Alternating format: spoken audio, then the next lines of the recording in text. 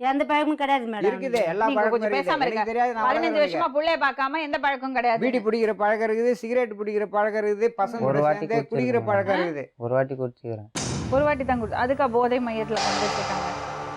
அப்புறம் ஓடிட்டேன் வீட்டை விட்டு. குடிக்கிற பழக்கம் உண்டாமா? இல்லம்மா உங்களுக்கு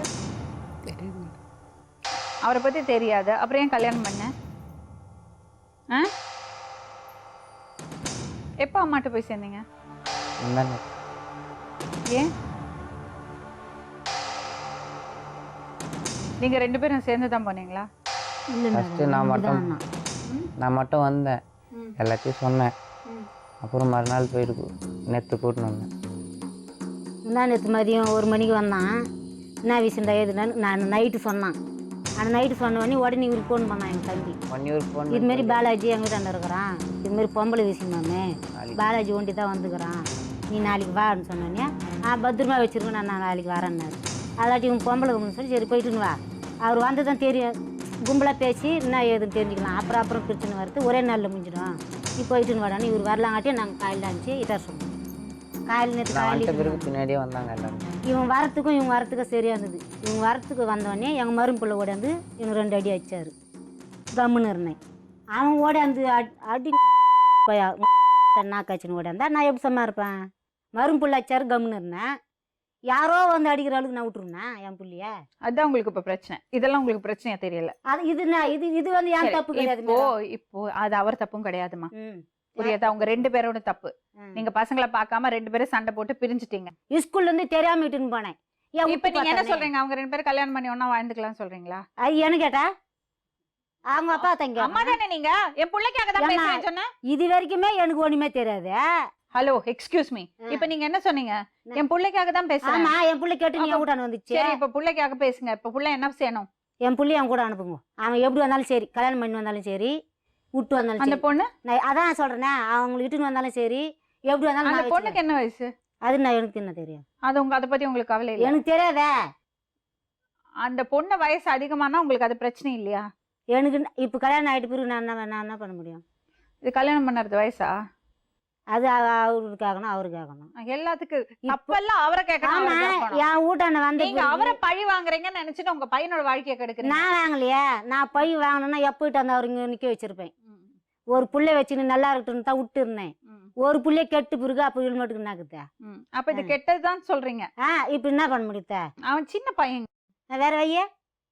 வேற வை என்ன சொல்ற? வேற பொண்ணும் கொடுக்க மாட்டாங்க. சித்தி உறவு சொல்றாங்களே முறைன்னு. சித்தி அத்து பொண்ணு எனக்கு தான் மேடம் அத்தை பொண்ணு, இது அக்கா பொண்ணு. அவனுக்கு அத்தை பொண்ணு வராது. அக்கா பொண்ணு அவனுக்கு சித்தி பொண்ணு தான், சித்தி தான் வரும் முறை. உங்களுக்கு அக்கா பொண்ணுன்னா எப்படி சித்தி ஆகும்? அத்தை பொண்ணு எல்லாம் ஓகே அம்மா. ஆனா இந்த கல்யாணத்துக்கான வயசே கிடையாது உங்களுக்கு. அந்த பொண்ணு வேண்டாம்னு சொன்னதுக்கு அப்புறம் கூட நீங்க தான் வறுபடுத்திருக்கீங்க. இது திருமணத்துக்கான வயசே கிடையாது. உங்க ஹஸ்பண்ட் பேரு? சிகாமணி. எப்படி அவர் கல்யாணம் பண்ணீங்கம்மா? அவர் வந்து எனக்கு நான் வயசு பொண்ணா இருந்தேன். எனக்கு 22 வயசு அப்போ. அப்போ எங்க அப்பா கூட அவர் போட்டுரு. எங்க அப்பா பேஜி தான் அவரு சென்ட்ரல்ல. அப்போ எங்க அப்பா கூட வருவாரு போவார் அவரு என்னை கட்டிக்க இந்த மாரி. அப்போ எங்க அப்பா சொன்னாரு, இவனுக்கு கல்யாணம் ஆனுமே, இவனை நீ கட்டிக்க கூடாதுன்னாரு. அப்படியே எங்க அப்பா என்ன பண்ணாரு, என்னை வேற இடத்துல இட்டு போய் விட்டாரு. அங்கேயே தேடின்னு வந்துட்டாரு. இந்த மாரி ஏன் நீ பயப்படுற, எனக்கு கல்யாணம் ஆச்சு தான், 7 வருஷம் தான் என் கூட குடும்பம் பண்ணாங்க அவங்க, அப்புறம் எங்க போனாங்கன்னு எனக்கு தெரியாது, இப்போ நான் உன்னை கட்டிக்கிறேன். சரி அப்படி சொல்றாருன்ட்டு நான் கட்டிக்கினேன் அவரை. கட்டின்னு எனக்கும் 19 வருஷம் ஆயிடுச்சு கல்யாணம் ஆகி. 97 6ஆம் மாதம் 12ஆம் தேதி கல்யாணம் ஆச்சு எனக்கு. எனக்கு 19 வயசு பொண்ணு ஒன்றுக்குது, 18 வயசு பொண்ணு ஒன்றுக்குது, 16 வயசு பையங்கிறான், 15 வயசு பொண்ணு. குடும்பமா தான் இருக்கீங்க? குடும்பமா தங்குறோம். இந்த குடும்பத்தோட நிலைமை பாத்தீங்களா? செதறி போயிட்டாங்க. 19 வருஷமா என் கையில் தங்குறேன். ஆனா எங்க கையில குடும்பம் பண்ணல இது வரலாம். 19 வருஷமா எங்க அம்மா வீட்டுல இருக்கிறேன் நான். ஏன் தனியா வீடு எத்தெல்லாம் வைக்கல.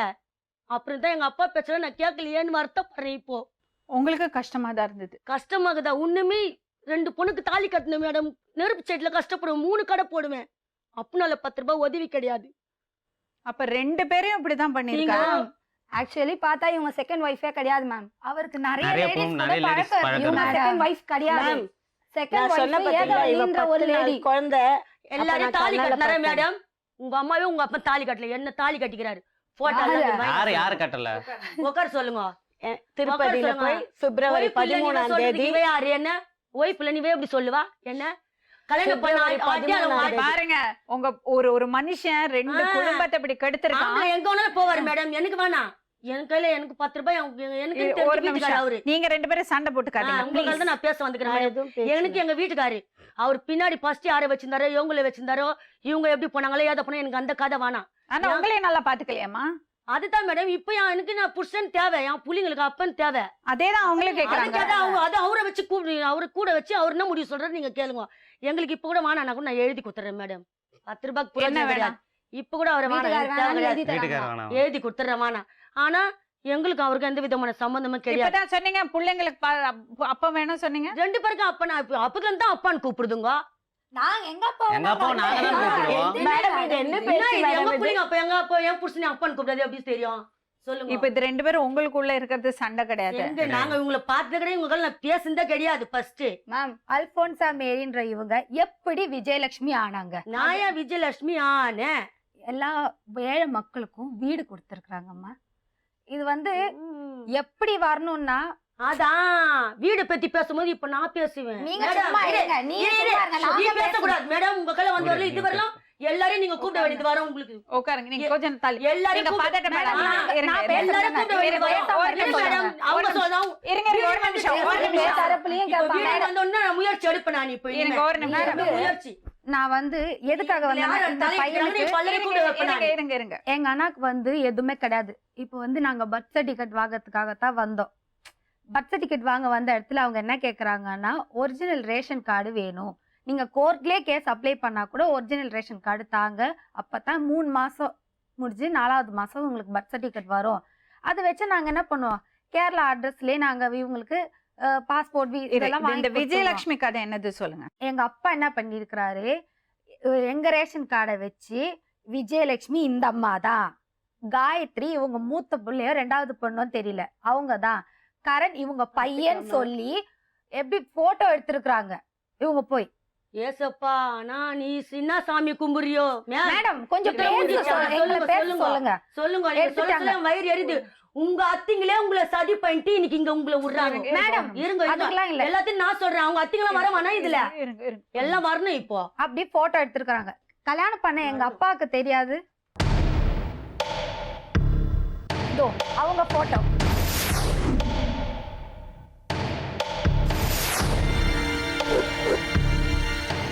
இவங்க அல்போன்சா ராய் சொன்னாங்கல்ல விஜயலட்சுமி ஐடி கார்டு எப்படி எங்க வீட்டுக்காரி கண்ணிக்கு நகருக்கு ஓட்டு ஐடி அங்க கிடையாது. இப்ப கூட வந்து அல்போன்சா மேரியில எங்க அப்பா பேர் இருக்குது. இன்னைக்கு கூட எங்க ஏரியால தான் நான் ஓட்டு ஐடி எடுத்துக்கிறேன். நம்ம நாட்டோட நிலைமைய பாத்தீங்களா? விஜயலட்சுமி இவங்க அல்போன்சாங்கிறவங்க விஜயலட்சுமி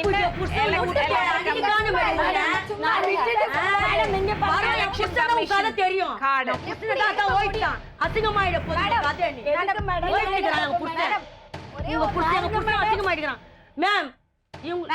ஒரே நிமிஷம்.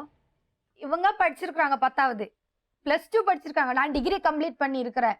இத்தனை பேர் படிச்சவங்க இருக்கும்போது படிக்காதவங்க இவங்க எவ்வளவு வேலை செஞ்சிருக்கிறாங்க பாருங்க மேடம். எங்களுக்கு ஆதங்கம் இருக்காது? நாங்க ரோஷப்படுறதுல ஏதாவது நியாயம் இருக்குதா? இல்ல நீங்களே கொஞ்சம் சொல்லுங்க. ஜெயிலுக்கு அனுப்புங்க. என்ன கேட்காதீங்க. நீங்க எப்படி விஜயலட்சுமி ஆனீங்க? கூடாது ஃபர்ஸ்ட். நீங்க எப்படி விஜயலட்சுமி ஆனீங்க?